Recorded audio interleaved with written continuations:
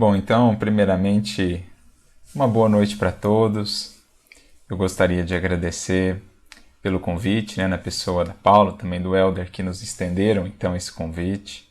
Para mim é uma alegria estar podendo rever amigos, conhecendo novos amigos, aproveitando-nos aí desses recursos que a tecnologia hoje nos proporciona e que nos permite essa aproximação, essa expansão dos poderes do Espírito, que foi algo que Paulo soube muito bem utilizar conforme as possibilidades materiais do seu tempo e que esteve aí por trás do alcance da sua tarefa, da abrangência da sua atuação. Então estamos aqui hoje beneficiados por esses recursos, reunidos mais do que simplesmente virtualmente também pelos laços do coração, dos sentimentos, certamente, para que a gente possa refletir sobre esse próprio cerne, essa própria alma da mensagem cristã e da mensagem espírita que Paulo e a sua missão vão nos retratar de maneira tão bela e tão profunda. Então, mais uma vez, a nossa gratidão pelo convite, o nosso abraço a todos os amigos aí de Florestal, de região, das Gerais,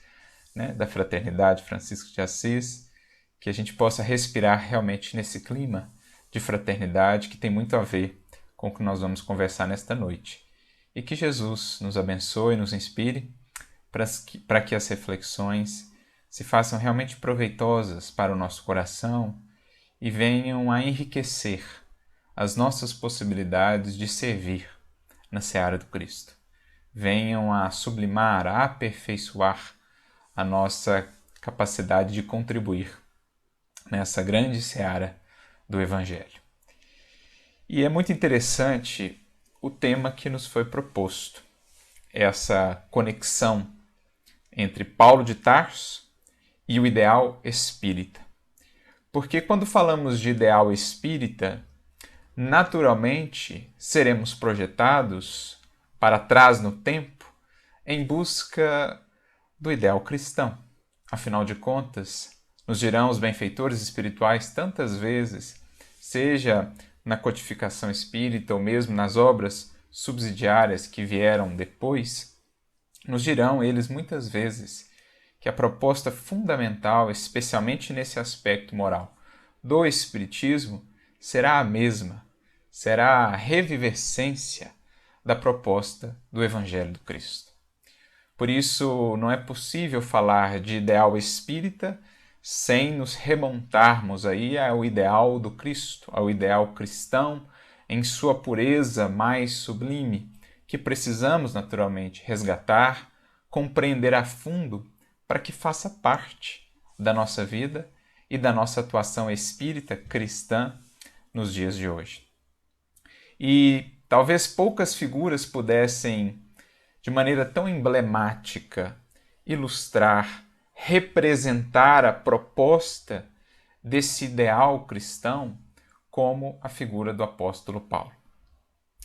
Porque nós vamos percebendo que, essencialmente, esse ideal do Cristo, a proposta central da Boa Nova, gira em torno dessa congregação de corações, dessa vinculação, dessa união de corações pelos laços do amor, que para nós atende muito bem por uma palavrinha, que talvez seja a que melhor defina esse ideal, que é a palavra fraternidade.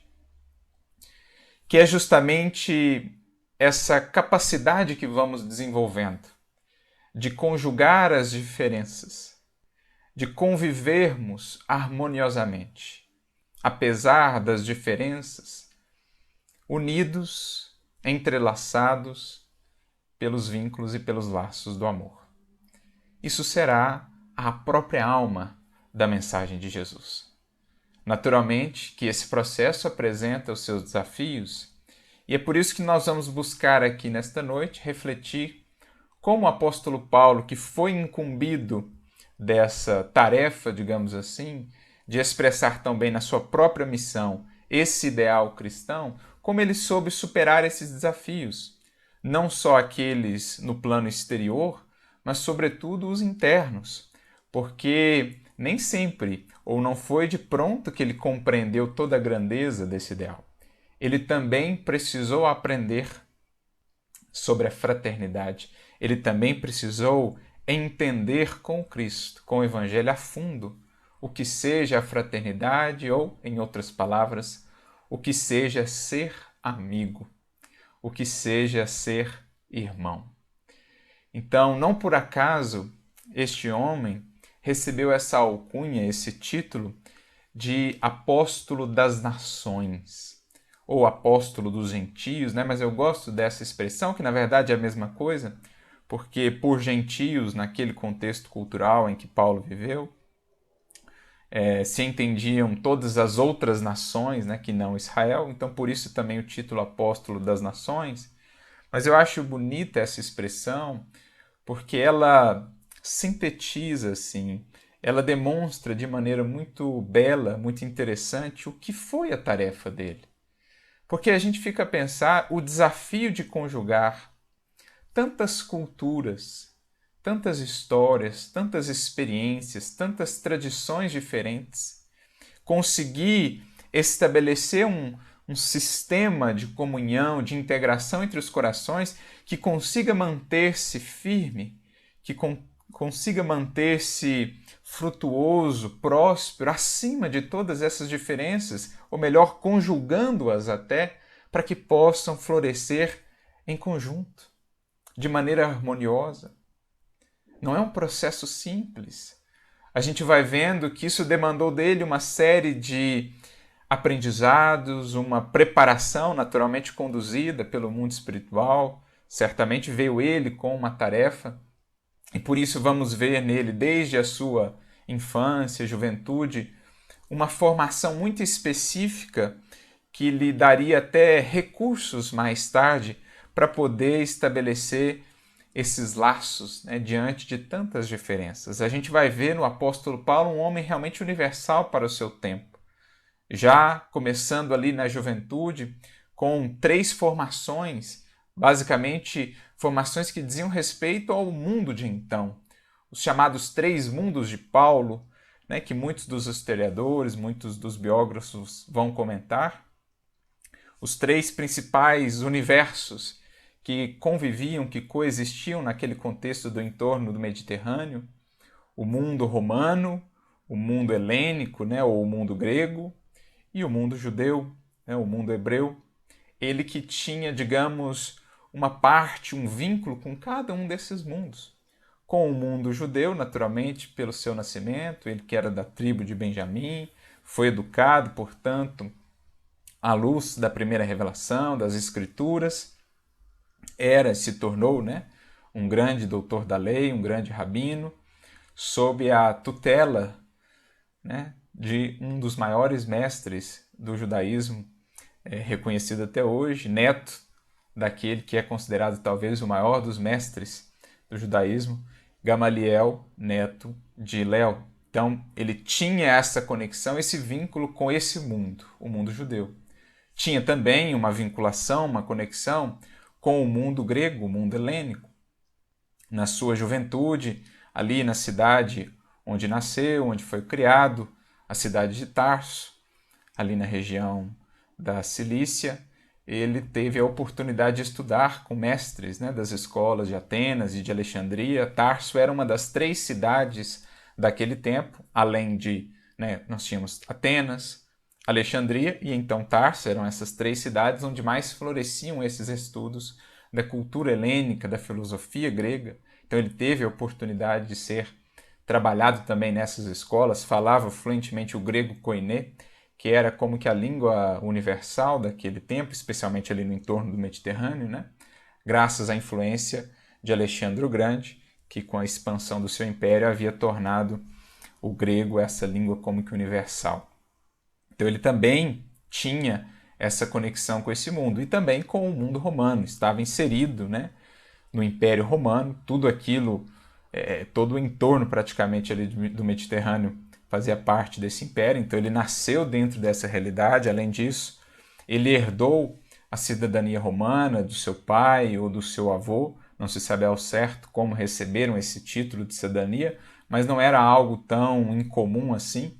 Indivíduos que prestassem algum serviço a Roma acabavam sendo premiados com esse título de cidadania romana, que lhes dava alguns direitos, algumas prerrogativas no contexto do império, mas mais do que isso, ele tinha também um conhecimento desses mecanismos do império, do funcionamento e também até mesmo digamos, do progresso material que o Império Romano trouxe, né? Ele se serviria muito disso para o desempenho posteriormente da sua tarefa. Então nós percebemos que esse homem foi sendo preparado do ponto de vista da formação aqui no mundo para ser um homem universal, para mais tarde conseguir de fato desempenhar essa tarefa, essa missão de apóstolo das nações, uma vez que encontrasse nos seus caminhos a mensagem da Boa Nova. Mas ele teria ainda de passar por outras escolas, vamos dizer assim. Esse currículo, essa formação do mundo, não seria suficiente, apenas ela, para que ele pudesse bem desempenhar a sua tarefa. Faltava ainda a escola do Evangelho, a escola da fraternidade. Faltava a ele ainda se nutrir até a medula, até o mais íntimo do seu ser, desse ideal cristão, que mais tarde será também, por excelência, o ideal espírita, para que ele pudesse desempenhar a sua tarefa de congregar corações oriundos de culturas, tradições, nações assim tão diferentes e fazê-los, ou fazer com que se sentissem de fato irmãos dentro dessa grande família da humanidade ou mesmo da família cristã. Esse foi o grande papel dele que ele cumpriu de maneira assim tão sublime, né? A própria história nos atesta isso. O próprio fato de aqui estarmos ainda a refletir sobre ele, bafejados, né?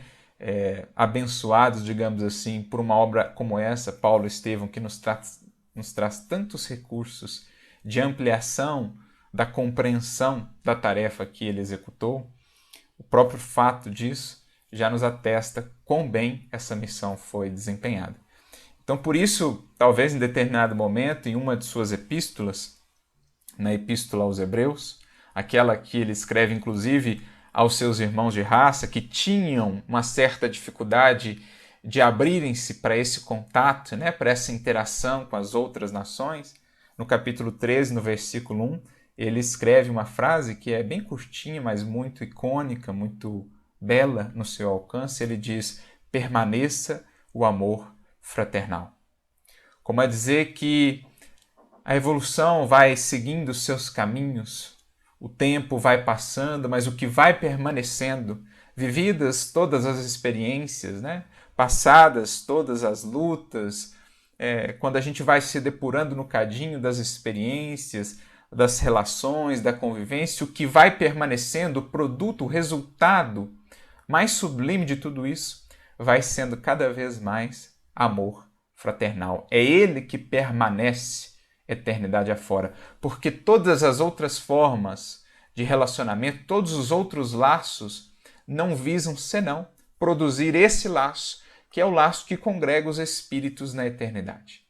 Os espíritos nas esferas sublimes estão unidos, reunidos por esse laço fundamental, o mais sublime de todos, que é o da fraternidade. Então, os nossos laços familiares, os nossos laços de amizade, todos os laços que vamos estabelecendo na vida e que são essas alavancas que nos projetam a Deus, como disse Jesus para Simão Pedro, esses afetos da alma que são os laços misteriosos que nos conduzem a Deus, todos esses laços visam culminar ou desaguar nesse grande oceano da fraternidade. Por isso que ao longo das encarnações até, nós vamos trocando de posições, né? Mesmo no seio da família, mesmo entre espíritos que outrora foram ou filhos, ou mães, ou pais, enfim, a gente vai alternando essas posições na conjugalidade, para que ao final nos reconheçamos e vivamos todos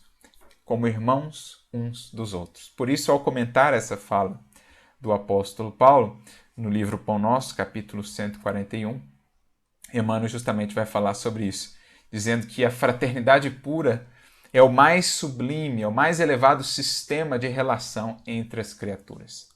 É o que estamos destinados a desenvolver, evolução afora. É o que estamos destinados a alcançar. E por isso, voltamos, como aprendemos com a doutrina espírita, tantas vezes à matéria, mudando gradativamente as nossas posições, né?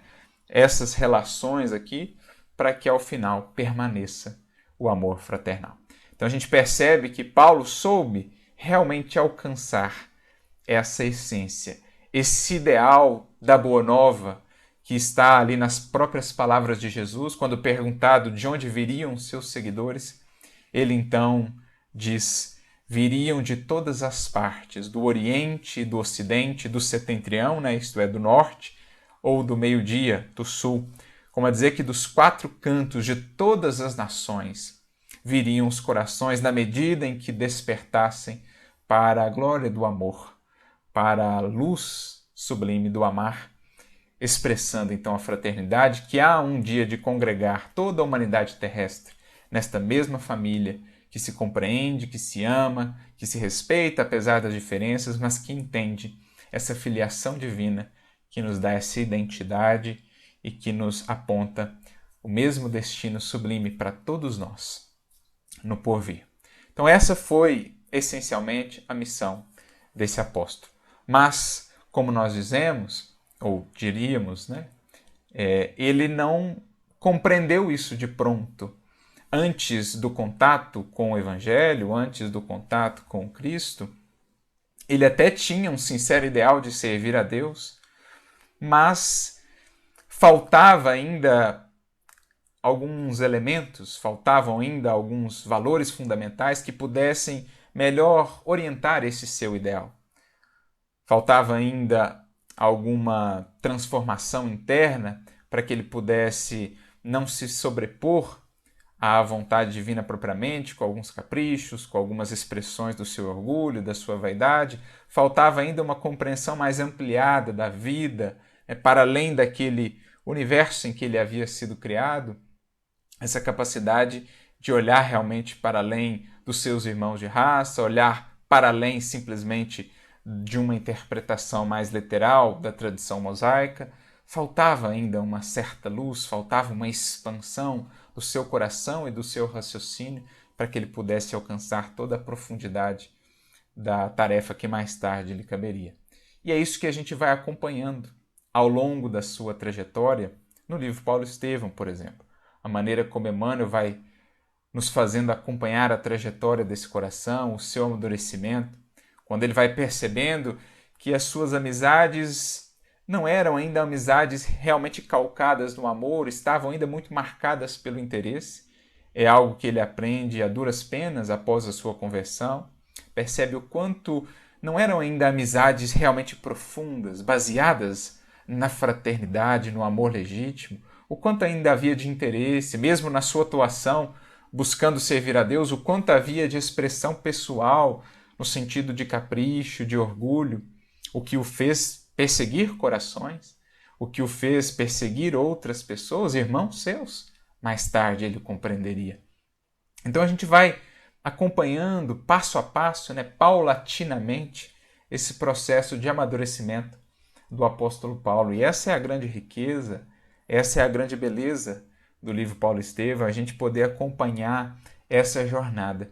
E a gente vai percebendo que ele teve algumas escolas, alguns momentos de maior aprendizado no que diz respeito à fraternidade. Desde o momento da sua conversão, ele já tem ali uma primeira grande lição de fraternidade, quando Jesus lhe envia como mensageiro, como auxiliar, o próprio Ananias que ele perseguia. Quando Jesus coloca frente a frente ali, vítima e algoz, ou perseguido e perseguidor, ele está trazendo a primeira grande lição de fraternidade sublime para aquele coração que agora começava a expandir-se, agora começava realmente a compreender todos os horizontes que o amor vai nos abrindo. Aquele carinho, aquela gentileza, aquela indulgência, aquela bondade com que ele é recebido por Ananias o comovem profundamente. Afinal de contas, como era possível? Ele sabia, Ananias sabia que Paulo ali se dirigia para aquela cidade a fim de persegui-lo, bem como aos cristãos daquela localidade. E, no entanto, ao simples chamado de Jesus, que Ananias responde muito prontamente: eis-me aqui, Senhor, nós vemos que Ananias se dirige para auxiliar aqueles sem qualquer ressentimento, sem qualquer crítica, sem qualquer censura, simplesmente serve, simplesmente ama, simplesmente ampara, porque vê nele um irmão que estava momentaneamente equivocado, mas que pelo amor do Cristo foi despertado, foi resgatado para a grandeza da vida, para que pudesse enxergar novamente.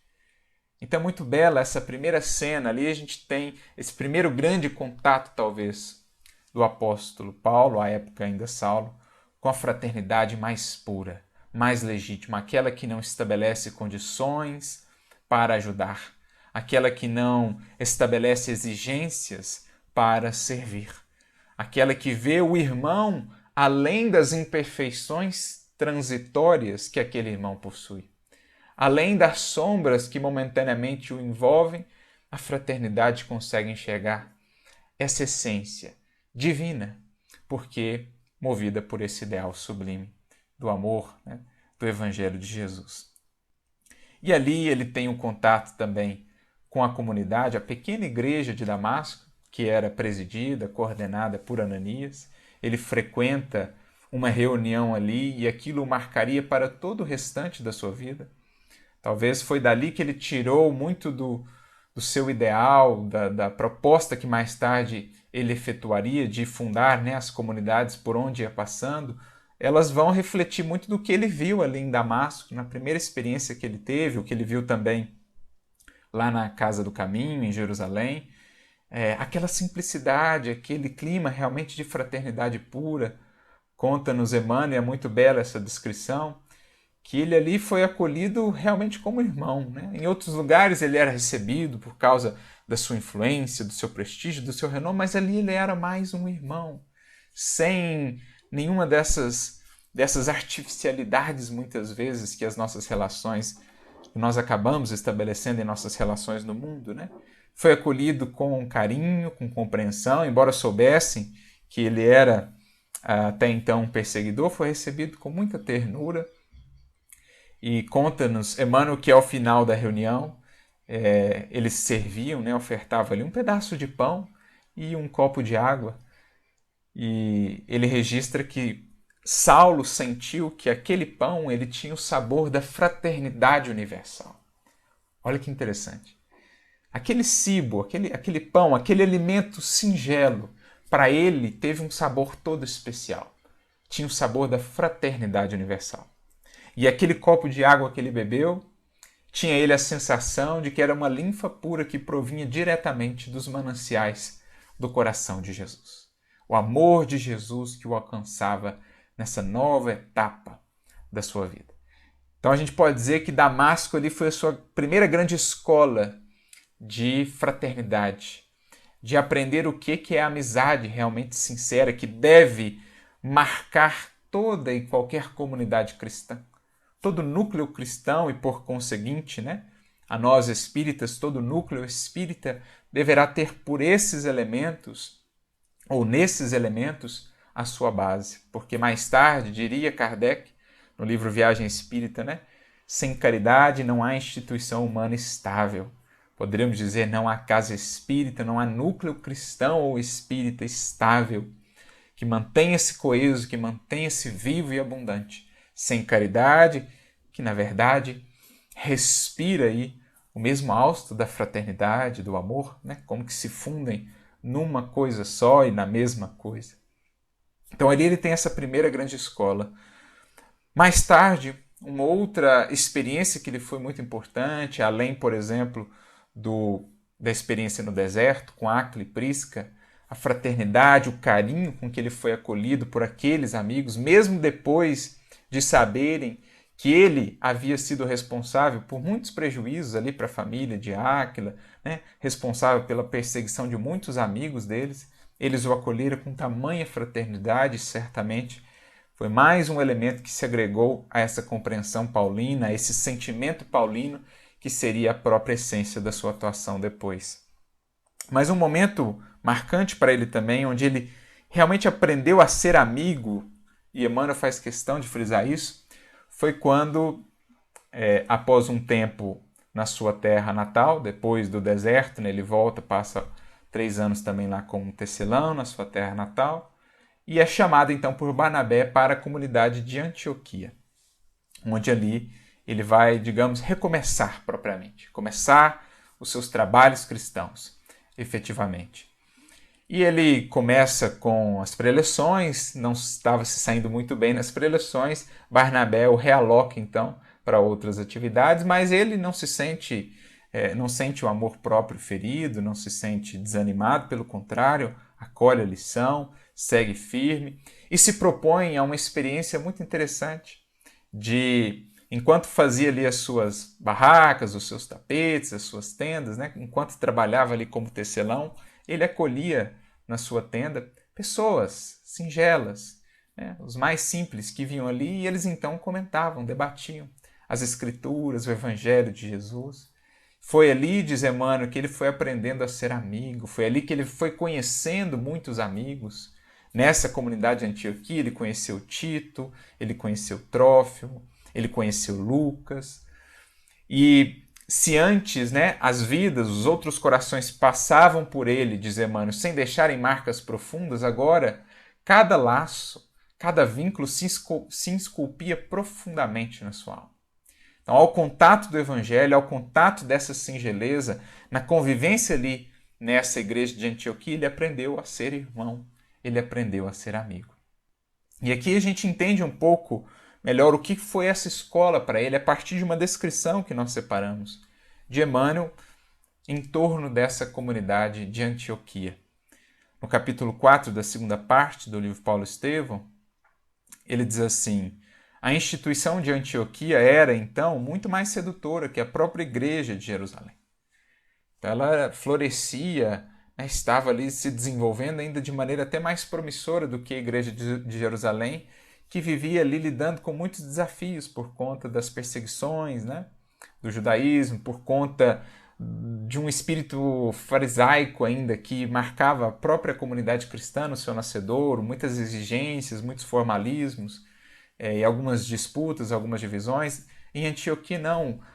Antioquia, que era uma cidade, de certo modo, cosmopolita, que convivia ali, que agregava, né, indivíduos oriundos das mais diversas nacionalidades, ali florescia essa fraternidade de maneira assim mais natural ainda, mais profícua, ao passo que lá Jerusalém ainda ficava meio dentro, a comunidade de Jerusalém, a Casa do Caminho, ficava meio ainda dentro daqueles muros, né, do judaísmo. Os primeiros discípulos ali daquela comunidade tiveram mais dificuldade para abrir-se às outras nações, enquanto que em Antioquia já se respirava esse clima. Mais tarde ela passaria também por alguns desafios, quando alguns dos chamados judaizantes ali chegaram, tentando impor algumas regras, e Paulo lutou intensamente para evitar isso, inclusive chamando Pedro. Mas enfim, nesse momento a instituição de Antioquia era mais sedutora, era mais próspera em sentido espiritual até.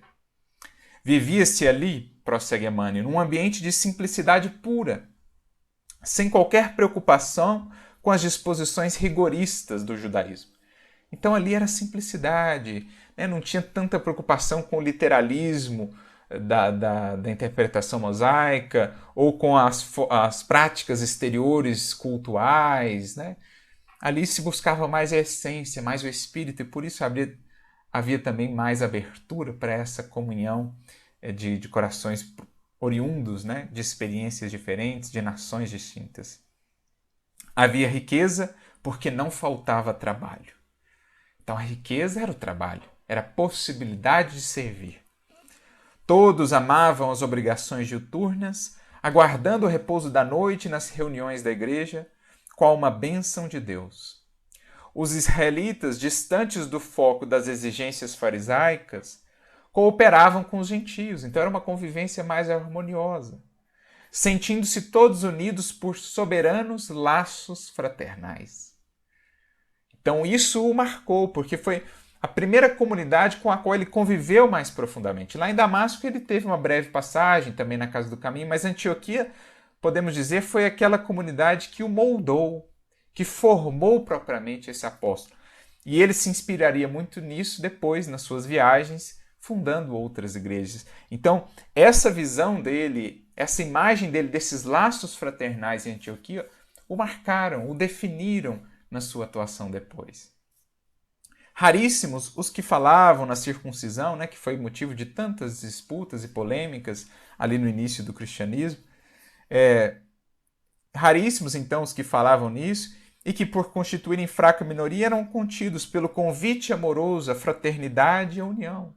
Então, essas pequenas questões secundárias não conseguiam abafar o cerne, o ideal do amor e da fraternidade. Pelo contrário, eram deixadas em segundo plano, porque a fraternidade, a união, o amor, a convivência harmoniosa se sobrepunham a tudo isso. As assembleias eram dominadas por ascendentes profundos do amor espiritual. Ascendentes profundos de amor espiritual. A solidariedade estabelecera-se com fundamentos divinos. Então, por que era uma comunidade, uma igreja tão próspera? Porque suas raízes eram profundas, os fundamentos eram divinos. Porque ela havia se estabelecido sobre essa solidariedade profunda, sobre o espírito de fraternidade. E por isso era uma árvore tão frondosa essa comunidade. Por isso era um edifício tão sólido, né, tão firme, tão coeso, por causa dessa argamassa, desse cimento do amor e da fraternidade que davam essa coesão à igreja de Antioquia. As dores e os júbilos de um pertenciam a todos. Então partilhavam dores e júbilos, sem invejas, sem personalismos, sem ciúmes. Esse que é o espírito, é a própria alma, né, cristã. A união de pensamentos. Mais tarde, Kardec falaria tanto disso, dessa importância de comunhão de pensamentos, dessa importância em uma reunião espírita ou em uma sociedade espírita da comunhão de pensamentos, dos laços morais estabelecidos entre os seus membros, para além do simples compromisso formal, os laços morais de afeto, de amizade, que preparam uma atmosfera propícia para a interação mais profícua, mais profunda com a espiritualidade superior, né? Algo que Kardec faria questão de frisar tanto depois na codificação espírita, como a mostrar o quanto repousamos sobre esses mesmos ideais, aqui já se via nessa comunidade de Antioquia. Então, essa união de pensamentos em torno de um só objetivo dava ensejo a formosas manifestações da espiritualidade. Em noites determinadas havia o fenômeno de vozes diretas. A instituição de Antioquia foi um dos raros centros apostólicos onde semelhantes manifestações chegaram a atingir culminância indefinível. Mesmo naqueles tempos do cristianismo primitivo, não foram todas as instituições que conseguiram tal clima de fraternidade e comunhão para permitir fenômenos assim tão sublimes. E Antioquia foi uma dessas. A fraternidade reinante justificava essa concessão do céu. Então aqui ele como que traz para nós o porquê, né? Graças a essa fraternidade reinante, o céu encontrava ali mais recursos para se expressar, para alcançar e amparar os corações encarnados nas suas tarefas e nas suas lutas, graças a esse espírito de fraternidade reinante. Então a gente quis destacar isso aqui para mostrar como foi essa escola do apóstolo Paulo, que o foi assim incorporando tanto desse ideal de fraternidade que o mobilizaria em toda a sua atuação posterior e que mais tarde, naturalmente, o Espiritismo haveria também de recuperar, né, de incorporar. Afinal de contas, a sua proposta não é outra senão a do Evangelho redivivo. Por isso que o apóstolo Paulo, em muitas feições, em muitas características suas, pode ser considerado aí como que um precursor do Espiritismo.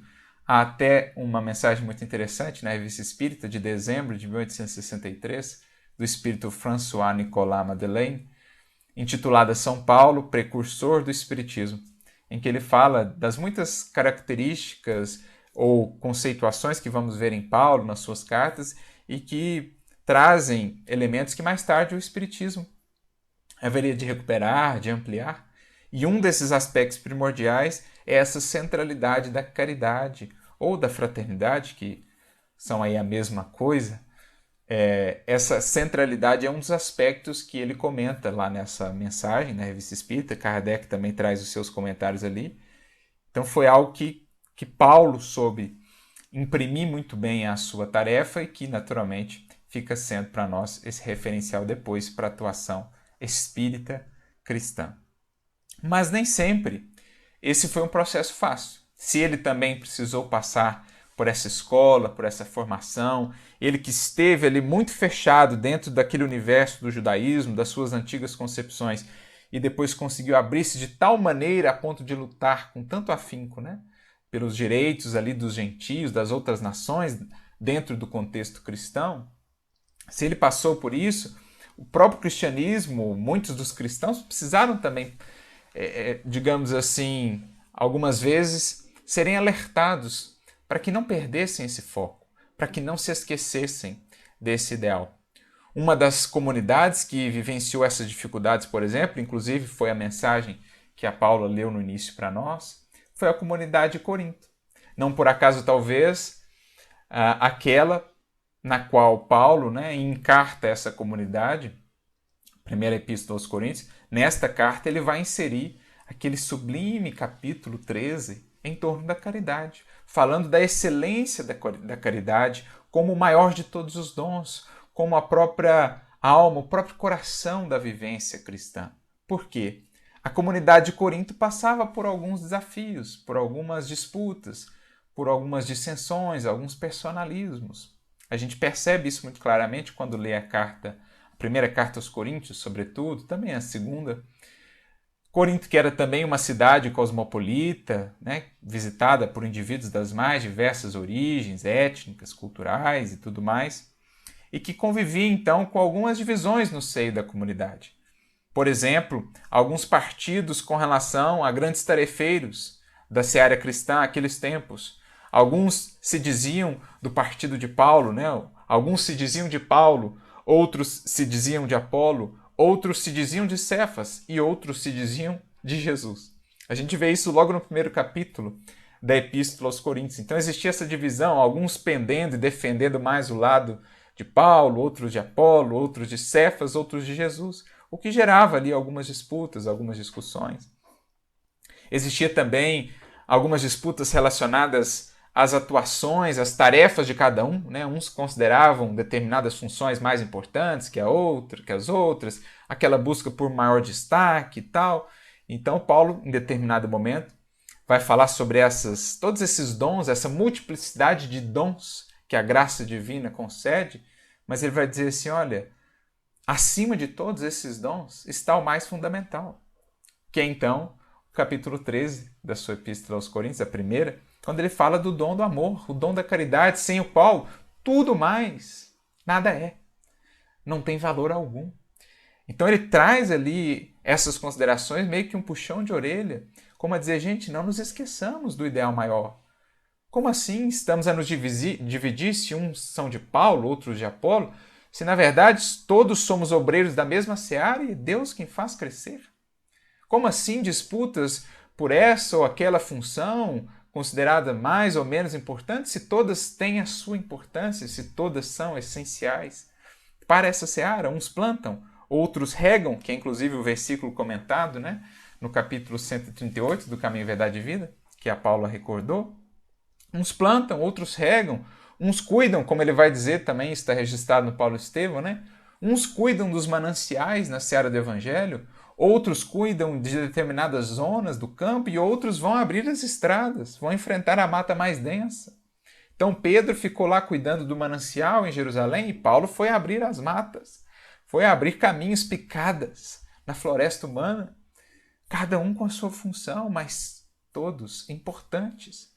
Então ele traz uma série de considerações nessa carta para destacar esse ideal da fraternidade, da caridade, e ele cunha, inclusive, ele apresenta uma metáfora muito sublime que ele vai usar nessa carta e também em outros momentos nos seus escritos para mostrar para nós o que é essa proposta do trabalho cristão, e aqui estamos a falar também, por consequência, do trabalho espírita, já que a proposta é a mesma, respiram ambos o mesmo ideal, o espírita e o cristão, em sua essência, ele vai cunhar aquela imagem, ele vai trazer aquela metáfora do corpo. Como a dizer que a igreja do Cristo, isto é, todo o conjunto dos seus seguidores, são o seu corpo no mundo. Cristo é a cabeça da igreja. Ou seja, de onde vêm as diretrizes, as inspirações para a tarefa, né? O estímulo, as bênçãos, os recursos. O Cristo é a cabeça. É essa unidade que nos congrega enquanto irmãos. Mas nós somos o corpo.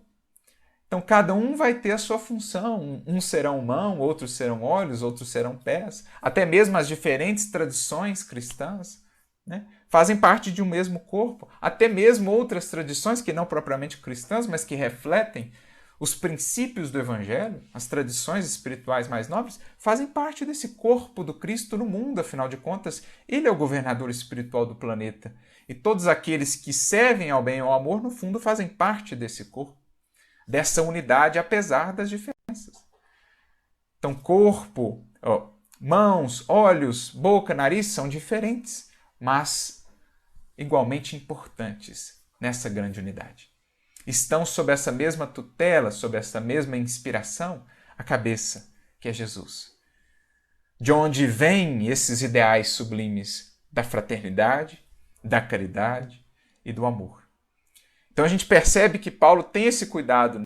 Bom, então como a gente dizia, o apóstolo Paulo ele fez questão de frisar nesta epístola aos Coríntios, né, esses cuidados para que a gente mantenha esse ideal acima de todas as pretensões ou personalismos particulares que possam existir no contexto da seara do Evangelho. E é o que vemos Emmanuel comentar nesta mensagem do livro Caminho, Verdade e Vida, capítulo 138. Ele diz assim, em determinado momento, né? Por que pretensões individuais numa obra da qual somos todos beneficiários do mesmo Senhor? Então, por que ficar destacando, exaltando o trabalho deste ou daquele outro em detrimento dos demais, se todos somos beneficiários? Se todos somos aprendizes, participantes, crescemos com e pelo trabalho, por meio do trabalho. Por que anseios de destaque, anseios de, sei lá, de determinado modo galgar degraus ou status conforme os padrões do mundo a partir desse trabalho, se todos, nesse contexto, fazemos parte dessa mesma unidade e somos chamados a executar o nosso trabalho conforme os desígnios do alto vão nos apresentando e vão nos propondo. Aí mais adiante, nessa mesma mensagem, ele prossegue. A certeza de que toda boa dádiva vem de Deus constitui excelente exercício para os trabalhos comuns. Então, Paulo, ao longo da sua atuação, ele foi fazendo questão de apresentar esses antídotos para que as comunidades que ele fundou, que ele ajudou a criar, pudessem manter-se assim, centradas, focadas, bem embasadas nesse ideal, para que não adoecessem, digamos assim, né? As doenças, as enfermidades aí do orgulho, da vaidade, do personalismo, que vão minando gradativamente as forças das comunidades, dos núcleos cristãos, que não conseguem manter essa fidelidade a esses ideais, a esses princípios superiores. Então ele traz esse antídoto, por exemplo, de nos recordar que toda boa dádiva vem de Deus. Então até mesmo, digamos, lutando contra o endeusamento dele próprio, que talvez poderia existir da parte de alguns, afinal de contas, ele foi o fundador da comunidade, não só daquela em Corinto, mas em outras, ele diz, olha, mas eu fui mais um instrumento apenas, porque toda boa dádiva vem de Deus. No fundo é o Cristo que opera em nós o bem que ainda não possuímos. Mais tarde ele diria a Lucas, como está registrado no livro Paulo Estevão. É o Cristo que opera por meio de nós o bem que ainda não possuímos. Então nada de nos envaidecermos, nada de criarmos assim correntes, né? Nada de criarmos seguidores do fulano ou do ciclano, quando em verdade somos todos seguidores do Cristo. Ele é a cabeça. Todo trabalhador sincero a ele aponta, para ele conduz. E se a gente quer criar escolas, se a gente quer criar, né, grupos, até, como se diz muitas vezes, determinadas panelinhas, temos que estar muito atentos para não nos afastarmos dessa cabeça, desse ideal. Então ele traz esse antídoto da humildade, dessa reflexão, da nossa condição de instrumentalidade, para que não nos envaideçamos do que porventura temos feito e queiramos assim colocar-nos em posições que não nos competem, que não nos cabem de maneira alguma, na condição de chefes ou na condição daqueles que de certo modo até usurpam uma posição que cabe na verdade a Jesus. Mais adiante ainda nessa mensagem, ele prossegue, Emmanuel. É interessante observar como o homem está sempre disposto a se apropriar de circunstâncias que o elevem no alheio conceito com facilidade. Então ainda o personalismo, a cortina do eu, como vai dizer Emmanuel no livro Fonte Viva, capítulo 101, mesmo no trabalho do bem, nós ainda muitas vezes queremos nos projetar mais a nós mesmos do que propriamente o trabalho do bem, do que propriamente o Cristo a se refletir por meio de nós. Ainda queremos inverter um pouco daquela fórmula de João Batista, é preciso que ele cresça e eu diminua. Geralmente nós queremos crescer às custas da diminuição do Cristo, né? Quando o personalismo, quando o egoísmo se irradia e se expande por meio de nós, é isso que no fundo estamos a fazer. Então a gente quer sempre, digamos, tomar a autoria daquilo que nos engrandece, no alheio conceito, e negar a autoria ou a participação daquilo que porventura poderia diminuir a imagem que queremos projetar. Quando, na verdade, lembrando lá da comunidade de Antioquia, dores e júbilos eram partilhados. Então, os erros, os equívocos, vamos assumir aqui todos como parte dessa unidade, dessa família. Os acertos, vamos nos rejubilar todos, vamos nos felicitar todos pelo acerto, pela tarefa bem cumprida, por esse, por aquele outro, que no fundo é a tarefa que vai sendo bem cumprida por todos nós enquanto corpo de atuação com Jesus. Isso aplicava-se às comunidades daquele tempo e isso é essencial, aplique-se às nossas comunidades de hoje, aos nossos centros espíritas, às nossas fraternidades espíritas, para que seja realmente uma expressão desse ideal de fraternidade. Não te esqueças, conclui Emmanuel nessa mensagem, o serviço é de todos. Uns plantam, outros adubam. Vive contente no setor de trabalho confiado às tuas mãos, ou à tua inteligência e serve sem pretensões. Né? Porque nós, enquanto criaturas humanas, preparamos a terra, a sementeira, mas é Deus quem fornece a chuva, quem fornece o sol, quem põe as flores nas frondes e quem faz com que os frutos cheguem para enriquecer e nutrir a vida de cada um de nós. Então a gente percebe o cuidado paulino. Depois de formado nessa escola, ele que antes tinha aí uma posição ou uma postura muito personalista na seara divina, queria e tinha até um sincero ideal de servir a Deus, mas ainda muito maculado pelo seu personalismo, né? Queria dobrar joelhos diante da sua eloquência, diante das suas possibilidades, e por isso foi tão intransigente no caso Estevão, a ponto de levá-lo ao apedrejamento. Ele agora, totalmente transformado, trabalhado pela escola de fraternidade que é o Evangelho, inspirava a todos esse mesmo ideal e por isso a sua obra foi assim tão coesa e tão abrangente, tão profícua, mesmo lidando com diferenças tão grandes nas várias comunidades que criou, nas várias nações pelas quais passou.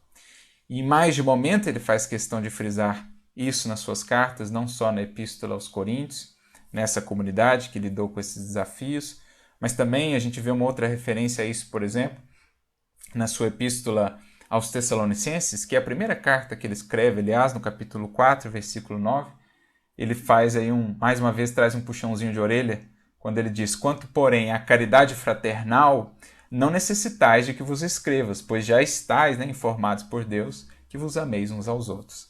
Traduzindo, né, em outras palavras, olha, não é possível que eu precise falar de novo, né, do amor fraternal, porque vocês já estão muito bem informados quanto a essa fórmula essencial de manutenção de todo o trabalho com o Cristo. Amai-vos uns aos outros.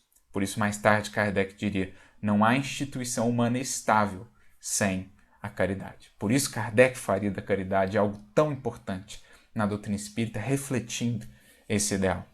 E ao comentar essa fala de Paulo, mais uma vez Emmanuel, agora no livro Pão Nosso, capítulo 10, Ele diz assim, que um forte contrassenso ainda desorganiza a contribuição humana no divino edifício do cristianismo.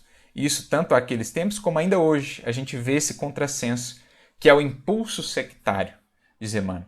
Essa tendência nossa de personalismo, de sectarismo, de divisão, de criar ali grupos que não se harmonizam, nada contra, né? Não que não possa existir no contexto cristão as diferenças, as divergências no pensar, no compreender, mas que isso nunca seja caminho para a dissensão, para o apartamento, para a divisão, pois toda casa dividida ou todo reino dividido, como Jesus diria, não subsiste, não permanece. E mais adiante, nesse texto, Emmanuel prossegue: muita gente se esquece de que a solidariedade legítima escasseia nos ambientes onde é reduzido o espírito de serviço e onde sobra a preocupação de criticar. Então aqui Emmanuel contribui, trazendo-nos mais aí alguns antídotos fundamentais para que a gente não perca o caminho desse ideal. Onde escasseia o trabalho e abundam as críticas, a solidariedade não consegue vicejar, não consegue florescer. A fraternidade vai sendo abafada. Mas onde abunda o trabalho e escasseiam as críticas, especialmente aquelas ferinas, né, as maledicências, a fraternidade, então, apesar das diferenças, até das divergências de pontos de vista, ela floresce. Né? A irmandade, a amizade estarão sempre acima de quaisquer diferenças, conduzindo a tarefa, porque a causa será sempre mais importante do que a causa de cada um, do que o anseio ou o desejo de cada um. A causa espírita estará sempre acima de nós. Como o Espírito de Verdade fará questão de frisar naquela bonita mensagem no capítulo 20 do Evangelho segundo o Espiritismo, quando ele fala, né, da importância do trabalho em equipe, de aprendermos a calar as dissensões para que a causa possa triunfar. Aquela bonita mensagem chamada Os Obreiros do Senhor.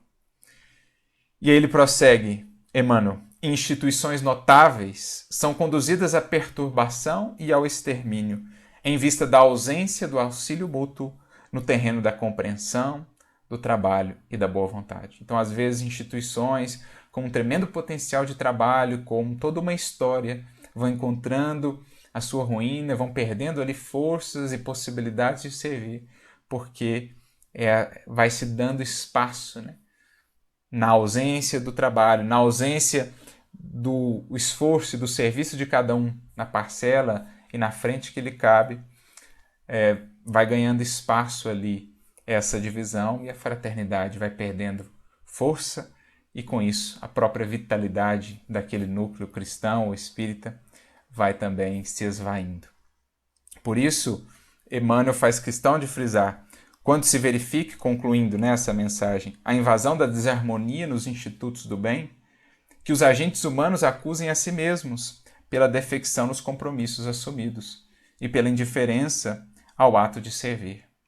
Então, que tenhamos essa maturidade de fazer essa autoanálise, todos nós que participamos da seara espírita, nas diversas frentes, na casa em que estamos inseridos, na instituição, enfim, que tenhamos essa humildade, essa coragem de fazer uma autoanálise para percebermos como parte do processo, do problema talvez e também, necessariamente, da solução. Que haja mais trabalho e menos críticas, mais serviço e menos exigências, para que a força da fraternidade possa novamente vigorar e alimentar a vitalidade de todo o trabalho com Jesus.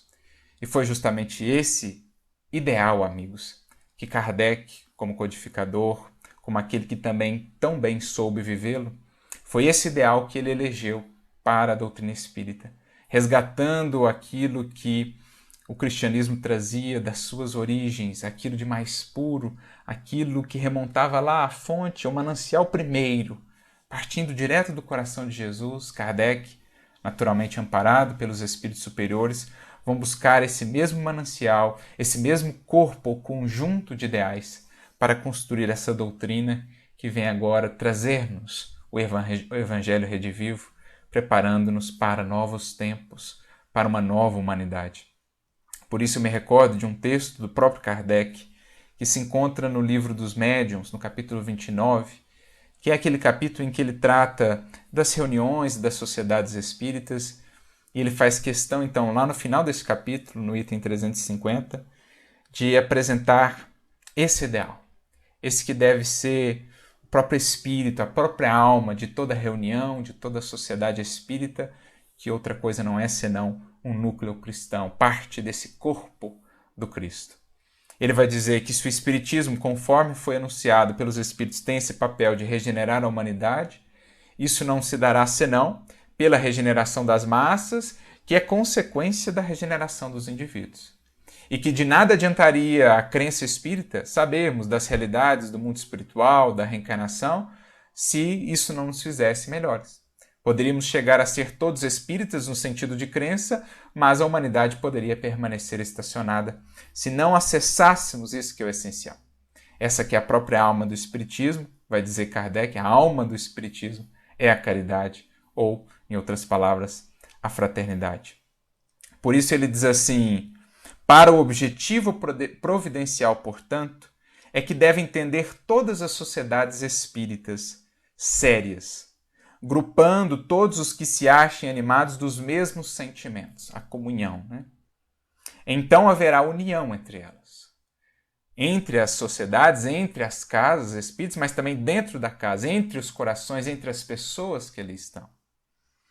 Haverá união entre elas, simpatia, fraternidade, em vez de vão e pueril antagonismo, nascido do amor próprio, mais de palavras do que de fatos. Então elas serão fortes e poderosas, porque assentarão em inabalável alicerce o bem para todos. Então, qual a condição de força? Qual a condição de se tornar inabalável uma casa espírita, uma instituição? Não são o número de membros, os recursos que ela tem, o número de unidades, o número de estudos, não. É o nível de fraternidade entre os corações ali congregados. Essa estrada, prossegue ele no próximo parágrafo, pela qual temos procurado com esforço fazer que o Espiritismo enverede. A bandeira que desfraldamos bem alto é a do Espiritismo cristão e humanitário. Então ele amarra o Espiritismo ao ideário cristão, portanto, à fraternidade, à humanidade, à caridade, ao amor.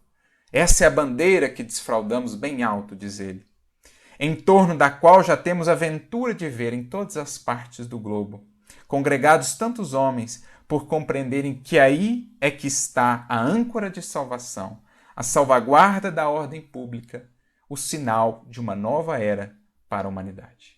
E ele conclui, concluindo também nós, convidamos, pois, todas as sociedades espíritas a colaborar nessa grande obra, que de um extremo ao outro do mundo elas se estendam fraternalmente as mãos, e eis que terão colhido o mal em inextricáveis malhas.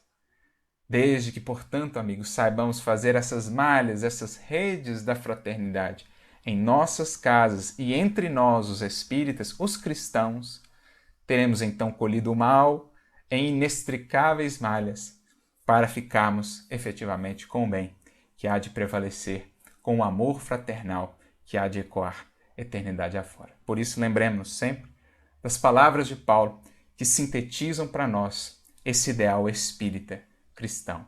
Permaneça o amor fraternal.